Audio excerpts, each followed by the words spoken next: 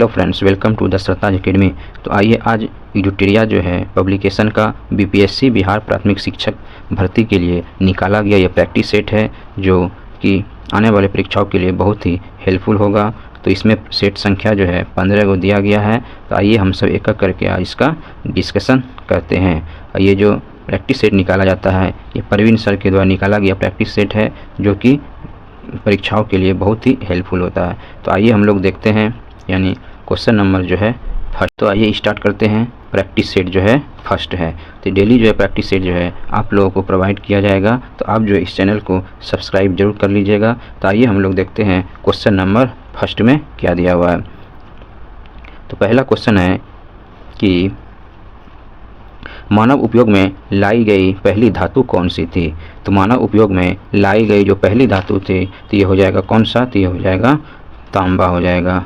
तो आप लोग भी जो है इसका आंसर जो है बताते जाइए। आगे है कि आर्यों का जो मुख्य पेशा, दूसरा क्वेश्चन है कि आर्यों का मुख्य पेशा क्या था। तो आर्यों का जो मुख्य पेशा है ये हो जाएगा पशुपालन, जो इसका मुख्य पेशा था। इसमें से याद रखना है कि पशुओं में गाय को जो सबसे पहले पवित्र तथा उत्तम माना जाता था। और आर्यों की जो अधिकांश जो है यानी लड़ाइयाँ गायों को लेकर भी हुआ करता था। अगला क्वेश्चन है कि मौर्य राजवंश की स्थापना किसने की थी। तो मौर्य राजवंश की जो स्थापना हो जाएगा ये चंद्रगुप्त मौर्य के द्वारा किया गया है। तो याद रखिएगा, इसमें अपने गुरु चाणक्य की सहायता से अंतिम नंद शासक धनानंद को पराजित कर 25 वर्ष की आयु में चंद्रगुप्त मौर्य ने मौर्य साम्राज्य की स्थापना की थी। तो याद रखिएगा, इसने 25 वर्ष की आयु में मौर्य जो है राजवंश इसकी स्थापना की थी। अगला क्वेश्चन है कि जो सातवाहन है, सातवाहनों की राजकीय भाषा क्या थी। तो सातवाहनों की जो राजकीय भाषा है इसकी राजकीय भाषा क्या हो जाएगा, तो प्राकृत जो है इसकी राजकीय भाषा थी। तो याद रखिएगा कि सातवाहन की राजकीय भाषा प्राकृत थी। अंततः जो सभी अभिलेखों यानी प्राकृत भाषा एवं ब्राह्मी लिपि में लिखे गए हैं। सातवाहन राजा हाल ने गाथा सप्तशती की रचना की है। जो सातवाहन जो राजा थे हाल, उसने जो है यानी गाथा जो है सप्तशती की रचना जो है इसने यानी गाथा जो है सप्तशती की रचना किया है। किसने, हाल ने किया था। अगला क्वेश्चन है कि भारत का नेपोलियन किसे कहा जाता है।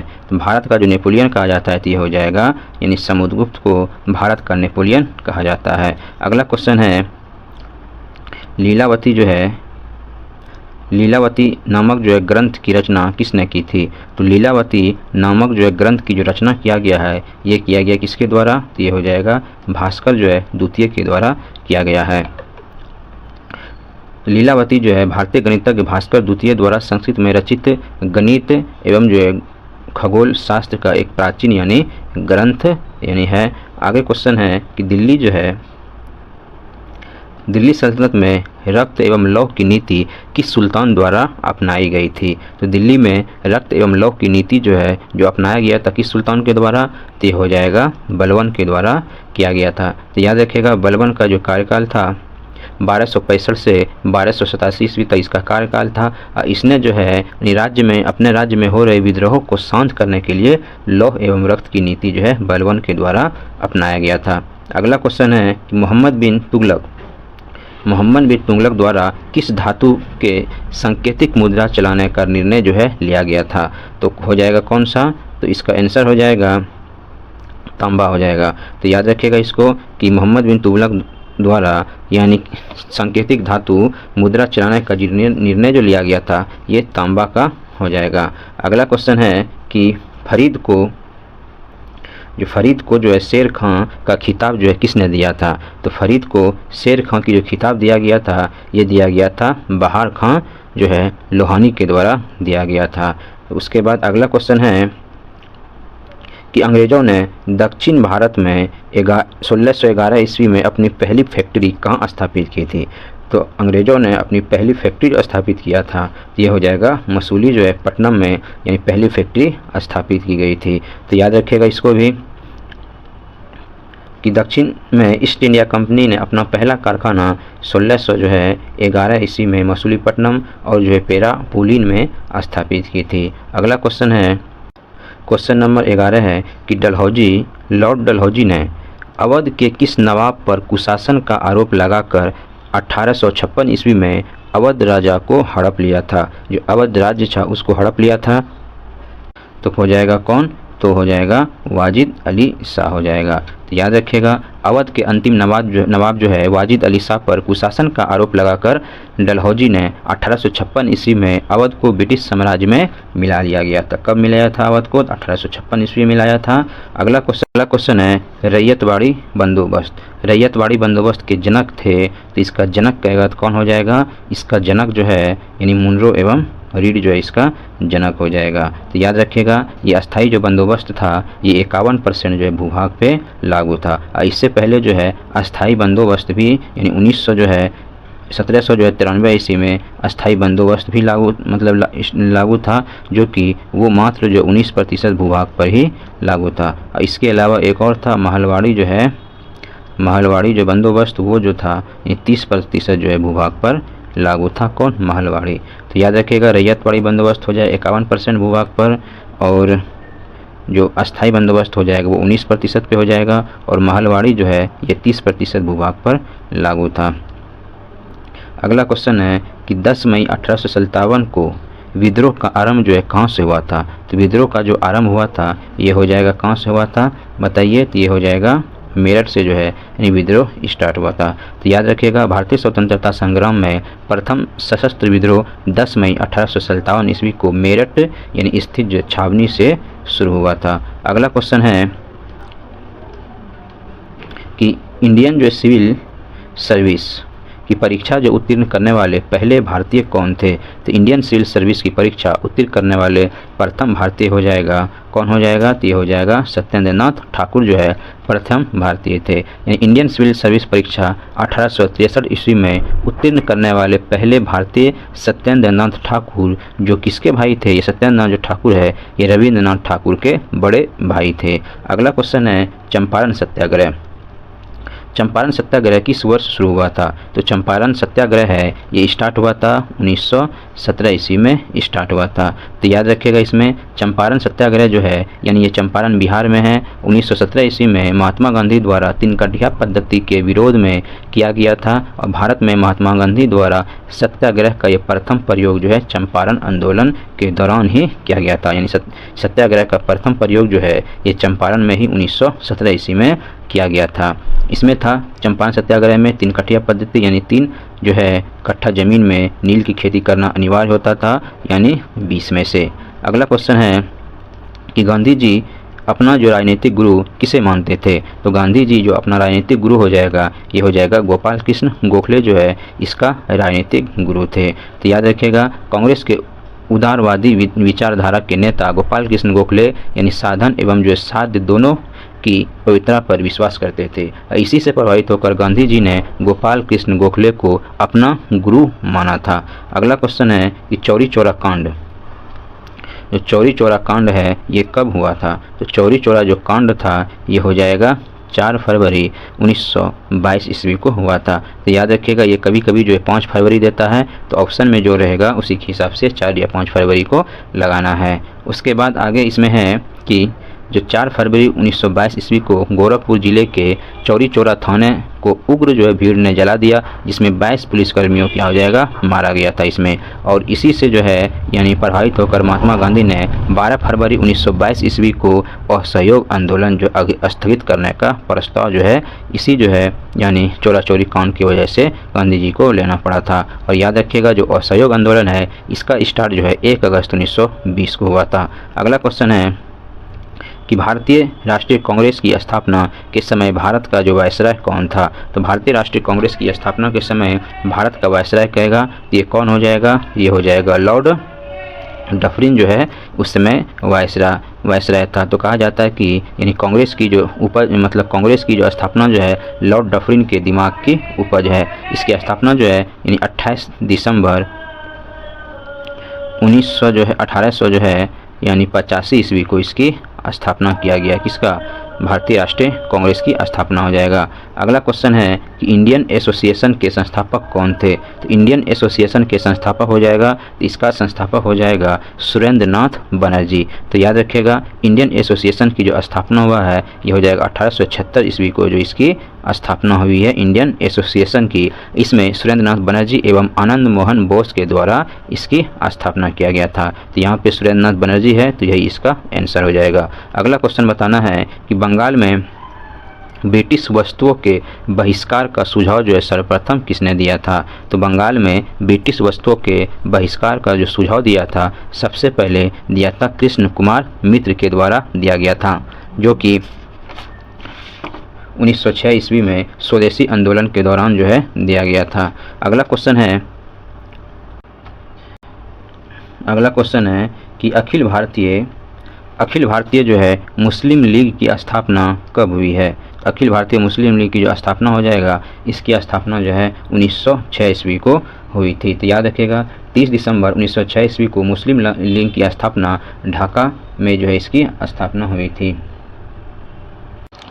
आगा खां और सलीमुल्लाह की अध्यक्षता में इसकी स्थापना किया गया था। अगला क्वेश्चन है कि निम्नलिखित में से जो है किसने मित्र मेला संघ की शुरुआत किया था? तो मित्र जो है इन मेला संघ की शुरुआत किया गया था, यह किया गया था बीडी सावरकर के द्वारा, यानी विनायक जो है दामोदर सावरकर के द्वारा जो है मित्र मेला की स्थापना 1899 ईस्वी में इसकी स्थापना की गई थी। तो याद रखिएगा, यानी गणपति उत्सव मनाने के सिलसिले में 1899 ईस्वी में विनायक दामोदर सावरकर यानी बीडी सावरकर के द्वारा मित्र मेला संगठन की शुरुआत किया गया था, 1899 ईस्वी में किया गया था। अगला क्वेश्चन है आगे है कि एक वर्ष में स्वराज का नारा गांधी जी द्वारा यानी किस आंदोलन के दौरान जो है दिया गया था? तो एक वर्ष में जो स्वराज का जो नारा दिया गया था, तो ये दिया गया था असहयोग आंदोलन के समय में दिया गया था।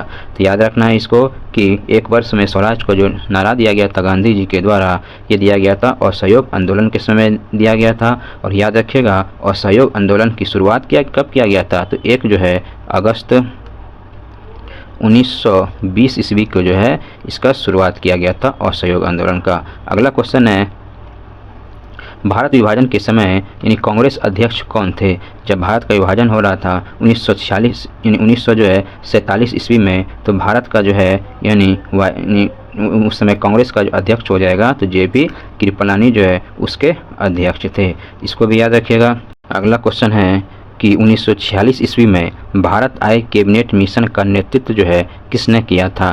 तो कैबिनेट मिशन का जो नेतृत्व किया था इसमें सर पैथिक लॉरेंस के द्वारा नेतृत्व किया गया था, क्योंकि इसके साथ जो है आने वाले 3 सदस्य थे। इसमें अध्यक्ष हो जाएगा पैथिक लॉरेंस और 2 अन्य सदस्य थे सर क्रिप्स और एवी अलेक्जेंडर जो है इसके 2 अन्य सदस्य थे। अगला क्वेश्चन है कि भारत छोड़ो आंदोलन का प्रस्ताव जो है पारित होने के बाद गांधी जी को गिरफ्तार जो है कर कहाँ रखा गया था? तो गांधी जी को गिरफ्तार करके कहाँ रखा गया था आप सबको बताना है। तो ये हो जाएगा आगा खां पैलेस में रखा गया था। तो याद रखिएगा कि भारत छोड़ो आंदोलन की शुरुआत जो है 9 अगस्त 1942 ईस्वी को गांधी जी को जो है गिरफ्तार कर यानी जो है उसी दिन उसे गिरफ्तार कर लिया गया था तथा उन्हें जो है आगा खां पैलेस में रखा गया था। अगला क्वेश्चन है गांधी जी द्वारा व्यक्तिगत सत्याग्रह के यानी तहत प्रथम सत्याग्रही जो है किसे चुना गया था? तो बताना इसमें पहला सत्याग्रही जो किसे चुना गया था, तो ये हो जाएगा जो है विनोबा भावे को जो है चुना गया था। तो याद रखिएगा व्यक्तिगत सत्याग्रह का जो स्टार्ट किया गया था 17 जो है अक्टूबर 1940 ईस्वी को जो इसकी शुरुआत की गई है। और जो पवनार आश्रम गांधी जी द्वारा जो पवनार आश्रम से व्यक्तिगत सत्याग्रह आरंभ किया गया था। इस बात को भी याद रखना है कि व्यक्तिगत सत्याग्रह जो है किस आश्रम से स्टार्ट किया गया, ये जो है पवनार आश्रम से जो है इसे स्टार्ट किया गया था और इसी में जो है प्रथम सत्याग्रही जो है विनोबा भावे यानी थे। अगला क्वेश्चन है कि मुस्लिम लीग द्वारा किस वर्ष पाकिस्तान की स्थापना संबंधी मांग जो है का प्रस्ताव पेश किया गया था? तो पाकिस्तान की प्रस्तावना संबंधी जो है मांग का प्रस्ताव जो पेश किया गया था, तो यह हो जाएगा 1940 ईस्वी में। तो याद रखिएगा कि मोहम्मद अली जिन्ना की अध्यक्षता में 23 मार्च 1940 ईस्वी को लाहौर में संपन्न मुस्लिम लीग के अधिवेशन में एक स्वतंत्र एवं संप्रभु मुस्लिम जो है राष्ट्र पाकिस्तान की मांग को जो है औपचारिक रूप से प्रस्तुत किया गया था। यानी लाहौर अधिवेशन याद रखिएगा 1940 ईस्वी में जो हुआ था, वहीं पे जो है पाकिस्तान की सर्वप्रथम जो है संबंधी मांग का प्रस्ताव पेश किया गया था। अगला क्वेश्चन है कि निम्नलिखित में से किसने जो है सांप्रदायिक अधिनियम जो है घोषित किया था? तो सांप्रदायिक अधिनियम जो घोषित किया गया था ये किसके द्वारा किया गया था? तो ये हो जाएगा किया जाएगा रेमजे मैकडोनाल्ड के द्वारा किया गया था। तो याद रखिएगा इसकी घोषणा जो है 16 अगस्त 1932 ईस्वी को इसकी घोषणा रेमजे मैकडोनाल्ड के द्वारा किया गया था। अगला क्वेश्चन है 1928 ईस्वी में नेहरू रिपोर्ट किसने तैयार की थी? तो नेहरू रिपोर्ट जो तैयार की थी तो ये हो जाएगा किसके द्वारा किया गया था? तो मोतीलाल नेहरू के द्वारा किया गया था, यानी ML नेहरू यानी मोतीलाल नेहरू के द्वारा किया गया था। तो याद रखिएगा 28 अगस्त 1928 ईस्वी को लखनऊ में सर्वदलीय बैठक में सर्वप्रथम यानी सर्वसम्मति से स्वीकार कर लिया गया और नेहरू रिपोर्ट ML नेहरू यानी मोतीलाल नेहरू के द्वारा इसे पेश किया गया मतलब तैयार किया गया था। अगला क्वेश्चन है कि वर्ष 1919 ईस्वी में अखिल भारतीय खिलाफत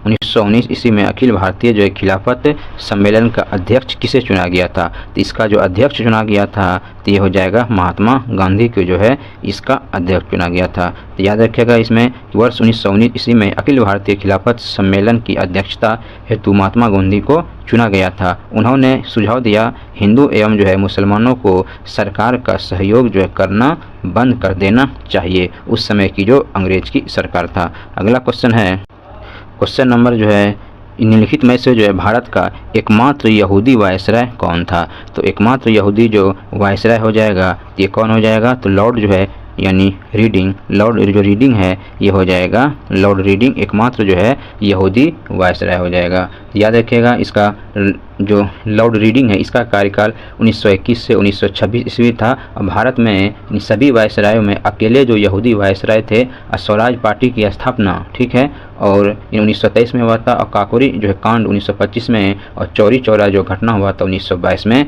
सब इसी के कार्यकाल के दौरान हुआ था, लॉर्ड रीडिंग के कार्यकाल के समय में हुआ था। अगला क्वेश्चन है कि 17वीं प्रवासी भारतीय दिवस यानी इसका आयोजन कहाँ किया गया है? 17वीं प्रवासी भारतीय दिवस का आयोजन किया गया तो ये हो जाएगा इसका किया गया था इंदौर में इसका आयोजन किया गया था। याद रखिएगा भारत के सबसे स्वच्छ शहर में से एक है कौन? इंदौर, जो कि 17वीं प्रवासी भारतीय दिवस समारोह 2023 का आयोजन यहीं इंदौर पे किया गया है। वर्ष 2003 से यह समारोह 9 जनवरी को जो कि 1915 ईस्वी में महात्मा गांधी की दक्षिण अफ्रीका से भारत यानी वापसी के याद में इसे प्रवासी भारतीय दिवस मनाया जाता है। अगला क्वेश्चन है कि भारत के पहले भारत के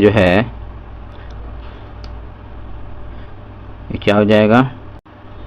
तो इसमें से है कि भारत के पहले एवं विश्व के दूसरे इन्फेंट्री रिसर्च सेंटर और संग्रहालय का उद्घाटन कहाँ किया गया है?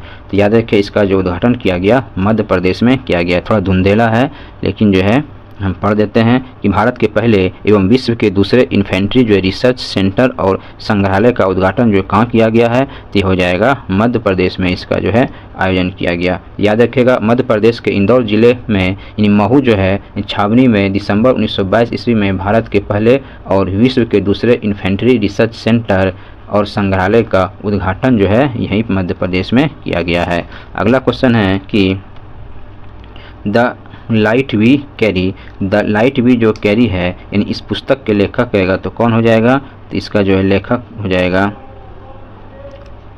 द लाइट वी कैरी पुस्तक के लेखक हो जाएगा कौन? मिशेल ओबामा हो जाएगा, जो कि बराक ओबामा की ये क्या हो जाएगी? पत्नी है। उसी के द्वारा द लाइट वी केयर पुस्तक लिखा गया है। अगला क्वेश्चन है कि शरत कमल अचंत अचंत है इसको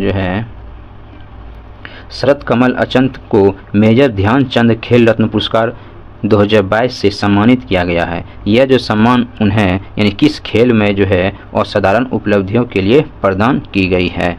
तो ये हो जाएगा किस खेल के लिए शरत कमल अचंत को मेजर ध्यानचंद पुरस्कार दिया गया है? तो ये हो जाएगा, बताइए कौन सा हो जाएगा? तो टेबल टेनिस यानी इसका हो जाएगा। उसके बाद अगला क्वेश्चन है कि प्रधानमंत्री नरेंद्र मोदी द्वारा नवंबर 2022 को यानी डोननी पोली ग्रीनफील्ड हवाई अड्डे का उद्घाटन जो किया गया, ये हवाई अड्डा किस राज्य में है? तो डोनीपोली जो है ग्रीन हवाई अड्डा ये कहाँ पे है? तो बताइए ये सब कहाँ हो जाएगा? तो ये हो जाएगा अरुणाचल जो है प्रदेश में डोनीपोली ग्रीनफील्ड हवाई अड्डा यहीं पे है। अगला क्वेश्चन है, किस राज्य में भारत उज्बेकिस्तान द्विवार्षिक जो है सैन्य अभ्यास यानी डस्ट लीग 2023 का आयोजन किया गया है? तो इसको भी याद रखिएगा कि डस्ट लीग जो है किन दो देशों के बीच में होता है? तो भारत है और उज्बेकिस्तान के बीच होता है। और इसका जो आयोजन किया गया इस बार, तो इसका आयोजन किया गया है उत्तराखंड में किया गया है। याद रखिएगा कि भारत उज्बेकिस्तान के जो है यानी थल सेना के मध्य द्विवार्षिक प्रशिक्षण अभ्यास डस्ट लीग का आयोजन उत्तराखंड में यानी उत्तराखंड में जो पिथौरागढ़ है वहाँ पे इसका आयोजन किया गया है 2023 में। उसके बाद अगला क्वेश्चन है कि मुख्यमंत्री जो है आवासीय भूमि अधिकार योजना किस राज्य में शुरू की गई है? तो बताइए कि मुख्यमंत्री आवासीय भूमि जो है अधिकार योजना की जो शुरुआत की गई है ये किया गया है कहाँ पे? तो ये हो जाएगा मध्य प्रदेश में इसका यानी आयोजन शुरुआत किया गया है। मध्य प्रदेश के मुख्यमंत्री कौन है अभी? तो मध्य प्रदेश का मुख्यमंत्री हो जाएगा शिवराज सिंह चौहान ने, यानी जो है टीकमगढ़ जिले से मुख्यमंत्री आवासीय भू अधिकार योजना की शुरुआत की है। इस योजना के अंतर्गत राज्य के भूमिहीन परिवारों को राज्य सरकार की तरफ से 600 वर्ग फुट आवासीय भूमि खंडन दिया जाएगा यानी आवासीय भूमि अधिकार योजना के तहत। अगला क्वेश्चन है, मार्च 2023 जो है में सरस्वती सम्मान 2023 किसे सम्मानित किया गया? तो सरस्वती सम्मान जो 2023 है ये पुरस्कार किसे दिया गया है? तो ये हो जाएगा दिया गया किसको? शिव शंकरी को दिया गया है। तो याद रखिएगा ये शिव शंकरी हो जाएगा, इसे 2023 का सरस्वती सम्मान दिया गया है। अगला क्वेश्चन है, किस ऑपरेशन के तहत भारत ने जो है भूकंपीय प्रभावित देश तुर्की और सीरिया को मानवीय सहायता प्रदान किया था? तो किस ऑपरेशन के तहत? तो याद रखिएगा ऑपरेशन जो है हो जाएगा दोस्त। ऑपरेशन दोस्त के तहत जो है यानी सीरिया और तुर्की में आए भूकंप से प्रभावित लोगों को मानवीय सहायता भारत के द्वारा ऑपरेशन दोस्त के तहत पहुंचाया गया था। अगला क्वेश्चन है, भारत का पहला निजी रूप से विकसित रॉकेट का नाम क्या है? तो निजी रूप से जो विकसित जो रॉकेट है तो इसका नाम हो जाएगा क्या? तो इसका नाम हो जाएगा विक्रम एस। तो विक्रम एस जो है इस रॉकेट का नाम हो जाएगा। उसके बाद अगला क्वेश्चन है, और याद रखिएगा विक्रम एस के बारे में कि विक्रम एस जो है यह हैदराबाद की निजी जो है स्पेस कंपनी स्काई एरोस्पेस द्वारा जो इसे विकसित किया गया है और ये भारत का पहला जो है निजी रॉकेट यानी ये हो जाएगा विक्रम एस। आगे क्वेश्चन है, आइसो जो है हेलाइन जो किनको जो है यानी जोड़ने वाली रेखाएं हैं? तो याद रखिएगा आइसो हेलाइन के बारे में। जो आइसो हेलाइन होता है ये समान जो है समान लवणता वाला ये रेखा हो जाएगा। आइसो हेलाइन वे जो है काल्पनिक रेखा है जो समान लवणता वाले बिंदुओं को जोड़ती है। कौन? आइसो हेलाइन। अगला क्वेश्चन अब बताना है कि क्षुद्र ग्रह जो है किन दो ग्रहों के बीच पाए जाते हैं? जो क्षुद्र ग्रह पाया जाता है ये मंगल एवं बृहस्पति के बीच में ये क्षुद्र ग्रह पाया जाता है। अगला क्वेश्चन है कि फेडरेशन कप जो फेडरेशन कप है इसका संबंध जो है किस खेल से है? तो फेडरेशन कप का जो संबंध हो जाएगा इसका संबंध हो जाएगा फुटबॉल से हो जाएगा। तो इसको भी याद रखिएगा फेडरेशन कप हो जाएगा फुटबॉल से। और फुटबॉल से और कप है संतोष ट्रॉफी है और DCM ट्रॉफी, ये सब भी जो है इसका संबंध भी फुटबॉल से हो जाएगा। अगला क्वेश्चन है यानी जो है ओणम जो मुख्य रूप से किस राज्य का ये कृषि फसल उत्सव है? तो ओणम के बारे में बताइए कि ये ओणम जो हो जाएगा ये हो जाएगा क्या हो जाएगा? ओणम जो है मुख्य रूप से जो है किस राज्य की कृषि फसल है? तो ये हो जाएगा कहाँ का हो जाएगा? तो ये केरल का जो है यानी ओणम जो है यहाँ का फसल हो जाएगा। अगला क्वेश्चन है कि पड़ोसी देश भूटान जो पड़ोसी देश भूटान है पड़ोसी देश भूटान के साथ जो है कितने भारतीय राज्य की सीमा जो है साझा करते हैं? तो ये हो जाएगा कितना राज्य की सीमा? तो 4 हो जाएगा। तो याद रखिएगा भूटान के साथ 4 कौन कौन राज्य लगता है? तो हो जाएगा पहला हो जाएगा पश्चिम बंगाल हो जाएगा, उसके बाद सिक्किम हो जाएगा, उसके बाद असम हो जाएगा और अरुणाचल जो है प्रदेश हो जाएगा। ये 3 जो है मतलब 4 जो है यानी भूटान के साथ लगने वाला पड़ोसी राज्य होगा। अगला क्वेश्चन है निम्नलिखित में से जो है कौन ग्रीनफील्ड हाउस गैस का जो उदाहरण नहीं है, तो ग्रीन फील्ड जो है यानी हाउस गैस का उदाहरण कौन सा इसमें नहीं है, तो ये हो जाएगा यानी नाइट्रिक जो है ऑक्साइड, ये जो है इसका क्या हो जाएगा, उदाहरण नहीं है। बाकी जलवाष्प ग्रीन हाउस गैस में आता है, कार्बन डाइऑक्साइड आता है, क्लोरोफ्लोरोकार्बन आता है, लेकिन नाइट्रिक जो है ऑक्साइड ये जो है ग्रीन हाउस गैस में ये नहीं आता है। अगला क्वेश्चन है कि निम्नलिखित में से किस शहर को जो जापान का पिट्सबर्ग जो कहा जाता है, तो जापान का जो पिट्सबर्ग कहा जाता है ये हो जाएगा यावाटा को कहा जाता है। तो याद रखिएगा ये क्या हो जाएगा, यावाटा को जापान का जो है पिट्सबर्ग कहा जाता है, और ओसाका जो है इसे जापान का जो है मैनचेस्टर कहा जाता है, इसको भी याद रखिएगा। और नागोया जो है ये जापान का जो है डेट्रॉइट इसे कहा जाता है, जापान का क्या हो जाएगा, इसे डेट्रॉइट जो है इसे जापान का डेट्रॉइट कहा जाता है। ओसाका को जो है जापान का मैनचेस्टर कहा जाता है, और जापान का जो है पिट्सबर्ग कहेगा तो ये यावाटा को जो है यहाँ का पिट्सबर्ग कहा जाता है। अगला क्वेश्चन है कि हिंदी दिवस जो है कब मनाया जाता है, तो विश्व जो हिंदी दिवस ये मनाया जाता है, ये जो मनाया जाता है तो ये हो जाएगा यानी 10 जनवरी को विश्व हिंदी दिवस मनाया जाता है। तो याद रखिएगा पहला जो विश्व हिंदी सम्मेलन नागपुर में 10 जनवरी 1975 ईस्वी को आयोजित किया गया था, और इस उपलक्ष्य में प्रति वर्ष 10 जनवरी को विश्व हिंदी दिवस जो है मनाने का निर्णय विदेश मंत्रालय ने 2006 में लिया था। उसी से जो है इसी समय से प्रत्येक वर्ष 10 जनवरी को विश्व हिंदी दिवस मनाया जाता है। अगला क्वेश्चन है कि स्वपोषीय पादपों में भोजन बनाने के लिए आवश्यक है, तो स्वपोषीय पादप में भोजन बनाने के लिए आवश्यक हो जाएगा, इसमें क्लोरोफिल की भी आवश्यकता चाहिए, मतलब उपस्थिति चाहिए, ये भी सही है। और इसमें जल एवं कार्बन डाइऑक्साइड भी इसको चाहिए भोजन बनाने के लिए, और सूर्य का प्रकाश भी इसे चाहिए, यानी उपयुक्त में से सभी जो इसका आंसर हो जाएगा स्वपोषी जो है पादप में भोजन बनाने के लिए। अगला क्वेश्चन है कि निम्नलिखित में से जो है किसने जो है अमीबा भोजन जो है यानी ग्रहण करता है, यानी किससे जो है अमीबा भोजन ग्रहण करता है, तो याद रखिएगा अमीबा जो भोजन का ग्रहण करता है ये कूटपात के माध्यम से जो है भोजन को ग्रहण करता है अमीबा। तो अमीबा के प्रचलन जो है इसमें अंग का नाम जो है कूटपात है, और इसी अंग की संकुचन एवं प्रासरण क्रियाविधि द्वारा अमीबा प्रचलन एवं जो है भोजन जो है ग्रहण करता है, इसी जो है कूटपात के माध्यम से। अगला फिर मिलान करने वाला क्वेश्चन है, इनमें से मिलान करना है कि बताइए इसमें कि जो मछली जो है इसका यानी जीव दिया हुआ इसका श्वसन अंग है, तो मछली जो सांस लेता है तो मछली जो है किससे सांस लेता है, तो मछली जो ये सांस हो जाएगा ये लेता है किससे, ये हो जाएगा गिल से लेता है, तो इसका ये हो जाएगा। उसका जो तिलचट्टा होता है ये लेता है किससे, ये तो ट्रैकिया से सांस लेता है, और मेढक जो हो जाएगी ये त्वचा से सांस लेता है, और लीजर्ड जो है यानी लीजर्ड जो ये फेफड़ा से सांस लेता है। याद रखिएगा मनुष्य, सर्प, लीजर्ड ये सब जो है फेफड़ा से सांस लेने वाली प्राणी है। अगला क्वेश्चन है क्वेश्चन नंबर जो है 54 है कि एक कोशिकीय जो शैवाल में जल का परिवहन होता है, तो एक कोशिकीय शैवाल जो है इसमें जल का परिवहन जो कैसे होता है, इसमें जल का परिवहन हो जाएगा विसरण के द्वारा इसमें हो जाएगा।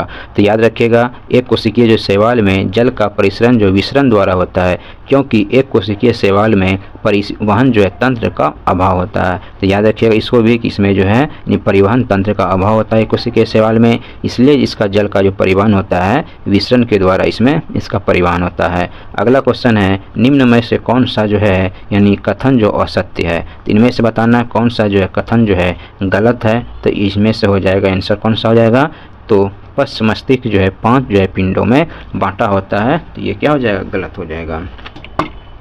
तो इसमें से जो है यानी एक्सॉन के चारों ओर से घिरे जो है श्वेत झिल्ली को जो है माइलिंग जो है शीथ कहते हैं, ये बिल्कुल ये जो है ये सही हो जाएगा। उसके बाद आँख की जो पेशियों का नियंत्रण जो है मध्य मस्तिष्क करता है, तो ये भी सही है। और इन पौधों में तंत्रिकीय नियंत्रण नहीं पाया जाता, तो ये भी सही है, पौधों में तंत्रिकीय नियंत्रण जो है नहीं पाया जाता है। लेकिन पश्च मस्तिष्क में यहाँ पे नहीं होकर यहाँ पे हो जाएगा अग्र मस्तिष्क। तो याद रखिएगा अग्र मस्तिष्क में 5 पिंडों में बांटा गया, किसको, अग्र जो है मस्तिष्क को, ना के पश्च मस्तिष्क को। उसके बाद मस्तिष्क को जो है 3 भागों में बांटा गया है, अग्र मस्तिष्क, मध्य मस्तिष्क और पश्च मस्तिष्क। और सबसे जो लंबी कोशिका जो हो जाएगा न्यूरॉन है, जिसका जो एक्सॉन भाग जो है माइलिन यानी शीथ से घिरा होता है, जो कि ये सही है। अगला क्वेश्चन अब देख लेते हैं क्वेश्चन नंबर 56। तो क्वेश्चन नंबर जो है इसमें दिया हुआ है कि इनमें से जो है बुद्धि एवं चतुराई का केंद्र है। तो बुद्धि एवं चतुराई का केंद्र कहेगा तो कौन सा हो जाएगा, ये जो है सेरिब्रम जो है बुद्धि एवं चतुराई का केंद्र होता है, क्योंकि सेरिब्रम जो है अग्र मस्तिष्क का भाग है जो बुद्धि और चतुराई का केंद्र है। सोचने समझने की शक्ति, स्मरण जो है शक्ति, और प्रेरणा, घृणा, प्रेम, भय, जो भी हर्ष, कष्ट आदि क्रियाओं का नियंत्रण एवं जो है समन्वय सेरिब्रम के द्वारा ही होता है। यानी अग्र मस्तिष्क का ये पार्ट हो जाएगा सेरिब्रम, और उसी के द्वारा ये सब होता है। उसके बाद अगला है अलैंगिक जनन की विधि है। तो अलैंगिक जो जनन है इसकी विधि कहेगा तो कौन सा हो जाएगा, तो अलैंगिक जनन की विधि इसमें सभी हो जाएगा। खंडन के द्वारा भी होता है, मुकुलन के द्वारा भी होता है, और बीजाणु जनन के द्वारा इस सब में क्या हो जाएगा, अलैंगिक जनन की ये सब विधियां हो जाएगा। तो याद रखिएगा कि इसमें जो है युग्मक यानी जो है बिना युग्मक के द्वारा ही। अगला क्वेश्चन है कि परागकोश में पाए जाते हैं। तो परागकोश में क्या पाया जाता है, तो परागकोश में जो है परागन जो है पाया जाता है। एक पूर्ण पुष्प के 4 भाग होते हैं। पहला हो जाएगा बाह्य दलपुंज, दलपुंज, पुमंग और जयंग होता है। तो पुंकेसर जो है का नर भाग जिन्हें पुंकेसर कहते हैं, पुंकेसर में ही जो है सबसे ऊपरी भाग में परागकोश पाया जाता है जिन्हें परागकण, जिसमें परागकण क्या होता है, मौजूद होता है। अगला क्वेश्चन है कि नेत्र के रेटिना पर किसी वस्तु के बने प्रतिबिंब की प्रकृति होती है। तो कैसी प्रकृति होती है नेत्र के रेटिना पर जो भी वस्तु बनता है, तो वो हो जाएगा वास्तविक होता है, उल्टा तथा छोटा होता है। याद रखिएगा क्या हो जाएगा, वास्तविक, उल्टा तथा यानी छोटा होता है। अगला क्वेश्चन है कि जब किसी तार में विद्युत धारा प्रवाहित होती है तब सर्वप्रथम गतिशील कण होते हैं। तो कौन सा कण गतिशील होता है, तो ये हो जाएगा इलेक्ट्रॉन।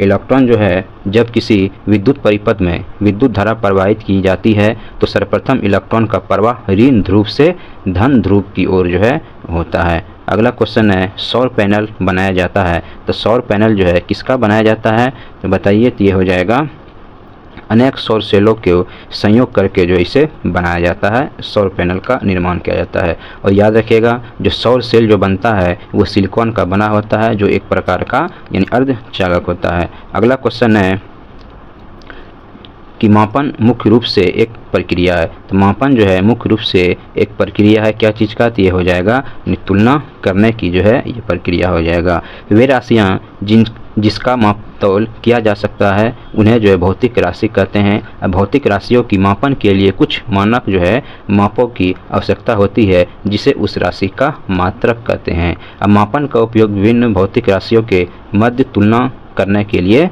किया जाता है। तो याद रखिएगा इसमें मापन का जो मुख्य जो प्रक्रिया होता है ये हो जाएगा किसी वस्तु के बीच तुलना करना। अगला क्वेश्चन है यदि किसी वस्तु द्वारा तय की गई दूरी समय के साथ अनुक्रमानुपाती होती है तो हम कह सकते हैं, तो उसको हम क्या कहेंगे, तो ये हो जाएगा यानी वस्तु जो है एक समान चाल से चल रही है। यानी यदि जो है किसी वस्तु द्वारा तय की गई दूरी यानी समय के साथ अनुक्रमानुपाती हो तो हम कह सकते हैं कि वस्तु जो एक समान चाल से चल रही है। अगला क्वेश्चन है जड़त्व का गुण यानी क्या है, तो जड़त्व का गुण के बारे में, तो जड़त्व का जो गुण होता है ये क्या हो जाएगा, प्रत्येक वस्तु में यानी जड़त्व का गुण होता है। तो याद रखिएगा जड़त्व का गुण किसको कहेंगे, यानी न्यूटन के प्रथम नियम के अनुसार यदि कोई वस्तु गतिशील है तो गतिशील ही रहेगा, और यदि कोई वस्तु स्थिर है तो वो स्थिर ही रहेगा जब तक उस पर कोई बाह्य बल कार्य ना करे। यानी इसी नियम को हम लोग जड़त्व का नियम कहते हैं। और जड़त्व का गुण जो है प्रत्येक वस्तु में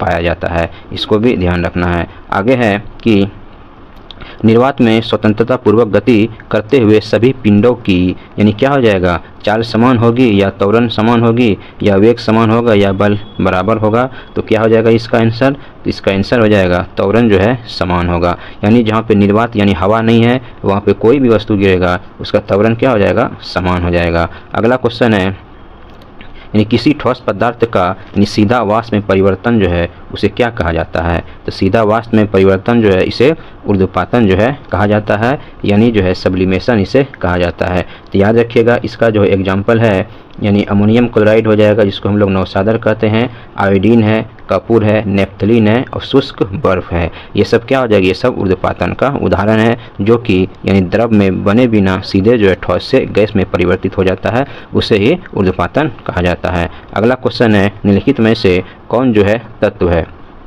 कौन सा तत्व इसमें है, तो आर्सेनिक जो है ये हो जाएगा तत्व हो जाएगा। बाकी पीतल क्या, ये मिश्र धातु है, कांसा भी मिश्र धातु है, और स्टेनलेस स्टील है, ये भी मिश्र धातु है, लेकिन आर्सेनिक जो है ये तत्व हो जाएगा। अगला क्वेश्चन है कि कैथोड किरणों में क्या उपस्थित रहते हैं। जो कैथोड किरण है इसमें जो हो जाएगा, इसमें कैथोड किरण में क्या होता है, तो इसमें हो जाएगा इलेक्ट्रॉन जो है इसमें उपस्थित होता है। तो याद रखिएगा, यानी कांच की विसर्ग नली में अत्यंत कम दाब पर उच्च विभवांतर वाली विद्युत धारा प्रवाहित की जाती है। तो कैथोड से एक अदृश्य जो है किरणें निकलती है जो चुंबकीय क्षेत्र के प्रवाह से विलग होते हैं, लेकिन जो इलेक्ट्रोड यानी छिद्र युक्त नहीं होना चाहिए। ये जो कैथोड किरणें ऋण आवेशित कण से बने होते हैं, जिन्हें जो है इलेक्ट्रॉन कहा जाता है। याद रखिएगा, ये हो जाएगा यानी कैथोड किरणें इलेक्ट्रॉन हो जाएगा। अगला क्वेश्चन है कि 6C14 के एक परमाणु में मूलभूत कणों की जो है संख्या है। तो मूलभूत कणों की संख्या कितना हो जाएगा, तो मूलभूत कणों की संख्या में से इलेक्ट्रॉन, प्रोटॉन, न्यूट्रॉन ये सब क्या हो जाएगा, मूलभूत कणों की संख्या हो जाएगा। तो इसकी संख्या जो है हो जाएगा 20 हो जाएगा, क्योंकि इसमें इलेक्ट्रॉन की संख्या जो है कितना है, 6 है, और प्रोटॉन की संख्या भी इसमें 6 है, लेकिन न्यूट्रॉन की संख्या कहेगा तो ये हो जाएगा, यानी 14 में 6 घटा देंगे 8 हो जाएगा। तो इस सबको जोड़ देंगे तो कितना हो जाएगा, तो 20 जो है यानी इसका हो जाएगा मूलभूत कणों की संख्या हो जाएगा। अगला क्वेश्चन है समुद्र में कौन सा लवण सबसे अधिक मात्रा में पाया जाता है। तो समुद्र में जो है सबसे अधिक पाया जाता है तो ये हो जाएगा सोडियम जो है क्लोराइड पाया जाता है। समुद्र में सोडियम क्लोराइड सर्वाधिक मात्रा में पाया जाता है, जिसका जो उपयोग हम लोग दैनिक जीवन में करते हैं। अगला क्वेश्चन है निम्नलिखित में से किस धातु को किरोसिन में डुबाकर रखते हैं। तो किरोसिन जो तेल है उसमें जो है सोडियम को डुबा के रखा जाता है। और याद रखिएगा सोडियम के साथ जो है पोटासियम को भी जो है किरोसिन के तेल में डुबा के रखा जाता है, क्योंकि सोडियम जो पोटासियम होता है ये ऑक्सीजन के साथ बहुत जल्दी रिएक्शन कर जाता है, इसीलिए जो इसे किरोसिन तेल में डुबा कर रखा जाता है। और किरोसिन जो तेल है उसमें ऑक्सीजन जो है नहीं पाया जाता है। अगला क्वेश्चन है निम्नलिखित में निम्न में से जो है संविधान के किस नीति निर्देशक तत्व पर गांधी जी के नैतिक दर्शन का प्रत्यक्ष प्रभाव दिखाई पड़ता है। तो ये हो जाएगा किस पे प्रत्यक्ष प्रभाव दिखाई पड़ता है, तो ये हो जाएगा गोधन पर जो है गोवध पर क्या हो जाएगा निषेध, इस पे प्रत्यक्ष प्रभाव यानी पड़ता है। तो गांधी जी के दर्शन पर आधारित संविधान के नीति निर्देशक तत्व हो जाएगा, इसमें से ग्राम पंचायतों के गठन के बारे में बात किया गया और ग्रामीण उद्योगों को बढ़ावा देना, मद्यपान निषेध हो जाएगा, और गोवध पर निषेध, कृषि एवं पशुपालन संगठन ये सब हो जाएगा। यानी जो है गांधी जी के नैतिक दर्शन का प्रत्यक्ष प्रभाव इस पर दिखाई पड़ता था। अगला क्वेश्चन है कि राष्ट्रपति द्वारा राष्ट्रीय आपात स्थिति की घोषणा किए जाने के बाद जो है किस अवधि तक उसका अनुमोदन संसद के प्रत्येक सदन द्वारा जो हो जाना चाहिए। तो ये हो जाएगा कितने महीने के भीतर, तो ये हो जाएगा 1 माह के भीतर जो है, यानी जो संसद के प्रत्येक सदन के द्वारा अनुमोदित जो है कर दिया जाना चाहिए। अगला क्वेश्चन है निम्नलिखित में से कौन जो है भारत के संसद के दोनों सदनों में से जो किसी का भी सदस्य नहीं होता है। तो कौन नहीं होता है, तो इसमें हो जाएगा कौन हो जाएगा, तो ये हो जाएगा केवल जो है सी, यानी भारत के राष्ट्रपति जो है यानी संसद के दोनों सदनों का सदस्य नहीं होता। अगला क्वेश्चन है कि संविधान के किस अनुच्छेद में प्राथमिक स्तर पर मातृभाषा में शिक्षा देने की बात की गई है। तो प्राथमिक स्तर पर मातृभाषा में शिक्षा देने की बात की गई है, तो ये आर्टिकल हो जाएगा 350 का ए हो जाएगा। और याद रखिएगा 350 का जो है 351 का जो है इसमें कहा गया है हिंदी भाषा को जो है प्रोत्साहित करने की बात की गई है। अगला क्वेश्चन है भारत के नियंत्रण एवं महालेखा परीक्षक की रिपोर्ट की समीक्षा जो है करने वाली संसदीय समिति जो है कौन हो जाएगा, इसका संसदीय समिति हो जाएगा लोक लेखा समिति हो जाएगा। याद रखिएगा इसमें कि लोक लेखा समिति जो है प्रकरण समिति की जुड़वा बहन होती है। जो लोक लेखा समिति होता है वो प्रकरण समिति क्या हो जाएगा, ये जुड़वा जो है यानी बहन कहा जाता है। अगला क्वेश्चन है भारतीय संविधान के जो किस संशोधन के तहत उच्च न्यायालय के न्यायाधीशों की सेवानिवृत्त की आयु जो है 60 से 62 की गई थी। तो ये हो जाएगा संविधान संशोधन हो जाएगा, ये 15वें जो संविधान संशोधन में किया गया था।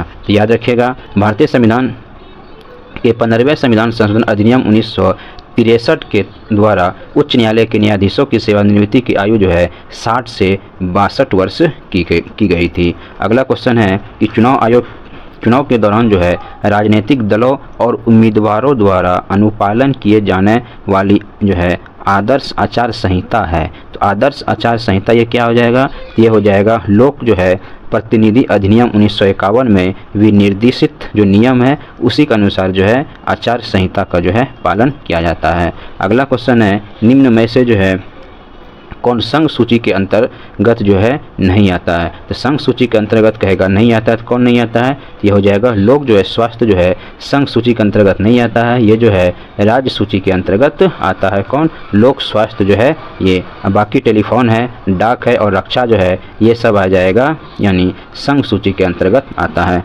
अगला क्वेश्चन है कि सकल राष्ट्रीय उत्पाद माइनस जो है मूल्यह्रास बराबर क्या होता है, तो ये हो जाएगा निवल जो है राष्ट्रीय उत्पाद होता है। याद रखिएगा ये क्या हो जाएगा, ये जो है निवल राष्ट्रीय उत्पाद हो जाएगा, यानी निवल राष्ट्रीय उत्पाद बराबर होता है सकल राष्ट्रीय उत्पाद माइनस जो है मूल्य जो है यानी ह्रास छूट हो जाएगा। अगला क्वेश्चन है निम्नलिखित में से कौन सा युग्म जो है सही आपका नहीं है। कौन सा युग्म इसमें सही नहीं है, तो याद रखिएगा पहली पंचवर्षीय योजना जो है 1951 से जो है 56 तक चला था, ये बिल्कुल सही हो जाएगा। दूसरी जो पंचवर्षीय योजना है ये हो जाएगा 1956 से 1961, ये भी सही हो जाएगा। और तीसरी जो पंचवर्षीय योजना है ये भी हो जाएगा 1961 से 1966 हो जाएगा। लेकिन चौथी जो पंचवर्षीय योजना है ये हो जाएगा 1966 से जो 71 जो है यानी ना होकर के यानी 1900 जो है हो जाएगा 69 से जो है 1974 तक जो है ये चला था, क्योंकि 1966 ईस्वी में एक योजना अवकाश आया था, इसीलिए जो है चौथी पंचवर्षीय योजना 1969 से 1974 तक चला था। अगला क्वेश्चन है वित्तीय वर्ष जो है 2023-24 के लिए राजकोषीय घाटा बिहार के GSDP का जो है यानी कितना होने का अनुमान है, तो ये हो जाएगा 2.98% जो है होने का अनुमान है। तो याद रखिएगा इसको कि वित्तीय वर्ष 2023-24 के लिए राजकोषीय घाटा बिहार के GSDP का 2.98 जो है होने का अनुमान है, जो पिछले वर्ष जो है 3.47 था। अगला क्वेश्चन है क्वेश्चन नंबर 83 है कि इसमें है कि बिहार आर्थिक सर्वेक्षण 2022-23 के अनुसार 2021-22 में बिहार के सकल राज्य घरेलू उत्पाद यानी GSDP की स्थिर जो कीमतों पर वृद्धि दर कितनी रही। तो वृद्धि दर हो जाएगा यानी लगभग जो है हो जाएगा 10.98% ये रही है। अगला क्वेश्चन है कि निम्नलिखित में से जो है किस देश की भारत के साथ जो सबसे लंबी जो है स्थलीय सीमा है। तो सबसे लंबी जो स्थलीय सीमा हो जाएगा ये हो जाएगा बांग्लादेश के साथ हो जाएगा। बांग्लादेश के जो है साथ जो है 40 जो है 96.7 जो है किलोमीटर यानी जो है सीमा लगती है। वहीं सबसे छोटी सीमा कहेगा तो अफ़गानिस्तान के साथ हो जाएगा 106 मीटर जो है अफ़गानिस्तान के साथ जो है 106 किलोमीटर जो है लगता है। अगला क्वेश्चन है आगे है कि भारत जो है कितने प्राकृतिक जो है प्रदेशों में विभाजित है। भारत जो है कितने प्रादेशिक जो है इन प्राकृतिक प्रदेशों में विभाजित है, तो ये हो जाएगा यानी 4 जो है यानी प्राकृतिक प्रदेशों में विभाजित है। यानी हो जाएगा पहला हो जाएगा उत्तर का पर्वतीय क्षेत्र, दूसरा हो जाएगा विशाल जो है मैदान हो जाएगा, अब प्रायद्वीपीय जो है पठार तथा जो है तट एवं जो है द्वीप ये सब हो जाएगा। अब भारत को जो है 6 यानी उप भौगोलिक भू आकृति प्रदेशों में यानी NCERT के अनुसार बताया गया है, यानी 6 जो है उप यानी भू आकृति प्रदेशों में बांटा गया है। लेकिन प्राकृतिक देशों में कहेगा तो ये प्राकृतिक प्रदेशों में कहेगा तो ये 4 में बांटा गया है। अगला क्वेश्चन है माउंट एवरेस्ट कहाँ है। तो माउंट जो एवरेस्ट है ये जानबे करते हैं ये हो जाएगा आपका नेपाल में हो जाएगा, जिसकी ऊंचाई जो है 8848.8 मीटर जो है इसकी ऊंचाई हो जाएगा। अगला क्वेश्चन है भारत में जनसंख्या के अनुसार तीसरा एवं क्षेत्रफल में जो 12वां जो राज्य है, तो 12वां राज्य कौन हो जाएगा, ये बिहार हो जाएगा, 12वां राज्य हो जाएगा। अगला क्वेश्चन है कि समुद्री चक्रवात जो है तूफान यानी तौकते इन किस सागर में उत्पन्न हुआ था। तौकते जो ये उत्पन्न हुआ था ये हो जाएगा अरब सागर में ये तौकते उत्पन्न हुआ था। तो याद रखिएगा अभी हाल फिलहाल में जो है बिपरजॉय भी तूफान आया है जो कि अरब सागर में आया था और इसका जो नामकरण किया गया था बांग्लादेश के द्वारा नामकरण किया गया है। विपरीत क्वेश्चन है निम्नलिखित में से कौन सी जो है मिश्रित खेती की प्रमुख जो है विशेषता है। तो मिश्रित खेती की जो प्रमुख विशेषता हो जाएगा ये हो जाएगा क्या हो जाएगा, तो ये हो जाएगा पशुपालन और यानी सशस्त्र उत्पादन को एक साथ यानी करना, यही हो जाएगा इसका जो मिश्रित खेती का यानी विशेषता हो जाएगा। पशुपालन भी साथ साथ में जो है यानी कृषि भी यानी शस्य उत्पादन करना एक साथ में, ये हो जाएगा मिश्रित खेती का ये एग्जाम्पल है। अगला क्वेश्चन है कि क्वेश्चन नंबर 90 है कि 8वां भारतीय अंतर्राष्ट्रीय विज्ञान महोत्सव जो है कहाँ आयोजित किया गया। 8वां जो है भारतीय अंतर्राष्ट्रीय विज्ञान महोत्सव का जो आयोजन किया गया ये किया गया है भोपाल में किया गया है। याद रखिएगा 8वें जो अंतर्राष्ट्रीय विज्ञान महोत्सव का आयोजन मध्य प्रदेश के भोपाल में मौलाना आज़ाद नेशनल इंस्टीट्यूट ऑफ टेक्नोलॉजी में 21 से 24 जनवरी 2023 तक जो किया गया। इस महोत्सव की जो थीम है विज्ञान प्रौद्योगिकी और नवाचार के साथ जो है अमृत काल की ओर अग्रसर हो जाएगा। अगला क्वेश्चन है भारत में ऊर्जा का सर्वाधिक स्रोत है, तो ऊर्जा का सर्वाधिक स्रोत क्या हो जाएगा, तो भारत में ऊर्जा का जो सर्वाधिक स्रोत हो जाएगा ये कोयला हो जाएगा। इसको भी याद रखिएगा कोयला हो जाएगा।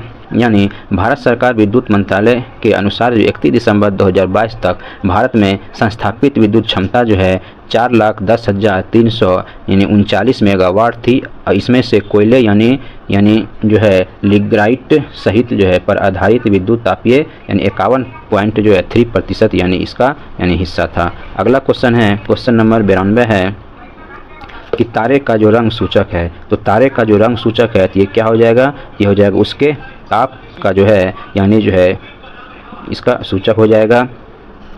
यानी तारों का रंग जो उनके ताप का जो सूचक है, विभिन्न रंगों के तारों का जो है ताप निम्न है। अगर कोई तारा नीला दिखाई देता है तो उसका ताप लगभग जो है यानी 5 लाख से 2,80,000 के आसपास यानी उसका यानी केल्विन में टेम्परेचर हो सकता है। अगला क्वेश्चन है दिन रात जिस कारण होता है तो वह क्या हो जाएगा, तो दिन रात जो होता है ये हो जाएगा किसके वजह से होता है बताइए, तो ये हो जाएगा भू जो है परिभ्रमण की वजह से जो है दिन रात होता है। यानी अपने अक्ष के सहारे पृथ्वी का घूर्णन भू परिभ्रमण कहलाता है। भू परिभ्रमण के कारण ही पृथ्वी जो है पर दिन रात यानी होता है। अगला क्वेश्चन है निम्न लिखित महाद्वीपों में से जो है यानी किसमें देश की संख्या अधिकतम है, यानी किसमें देश की संख्या अधिकतम है किस महाद्वीप में, तो ये हो जाएगा यानी सबसे अधिक जो देश है ये जो है अफ्रीका महादेश हो जाएगा। अफ्रीका में देशों की संख्या कहेगा तो हो जाएगा इसमें 54 गो देश है।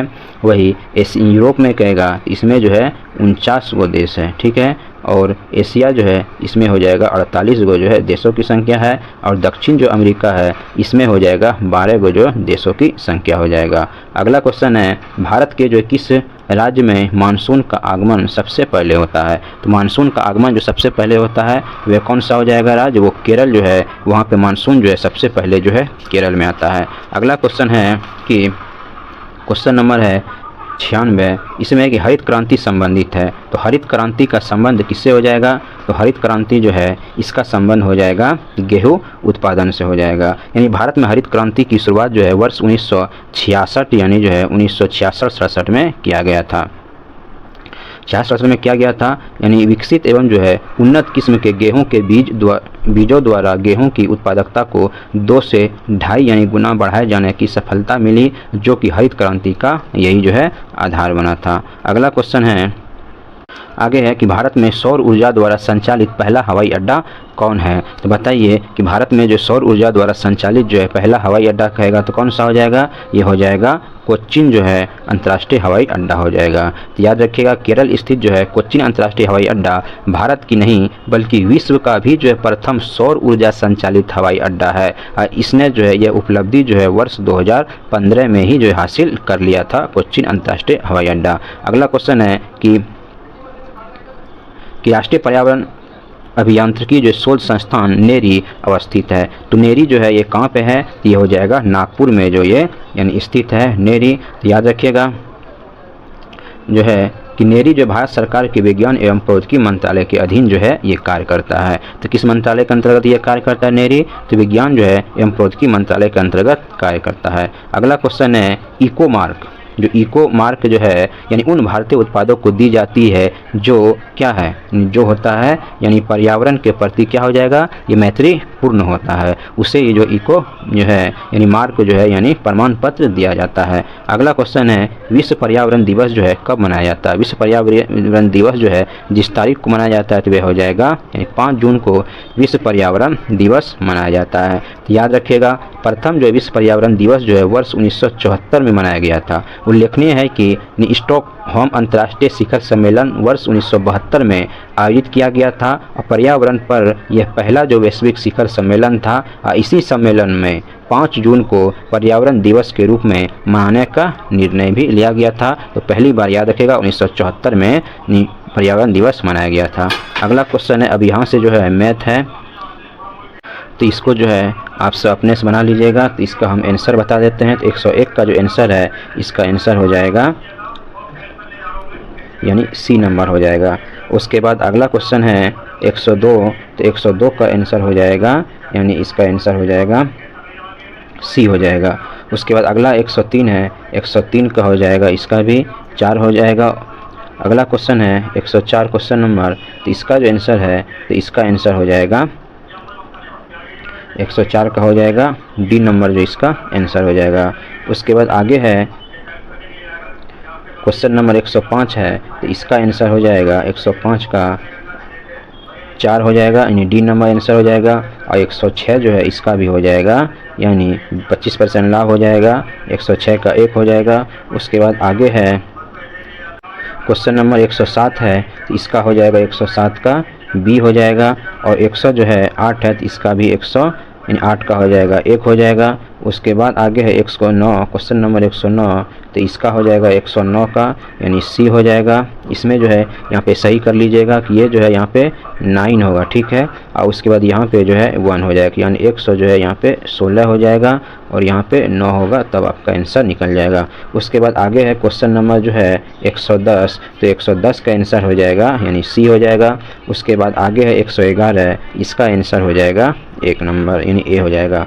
उसके बाद अगला क्वेश्चन है 112 है, 112 का आंसर कहेगा तो इसका हो जाएगा बी नंबर।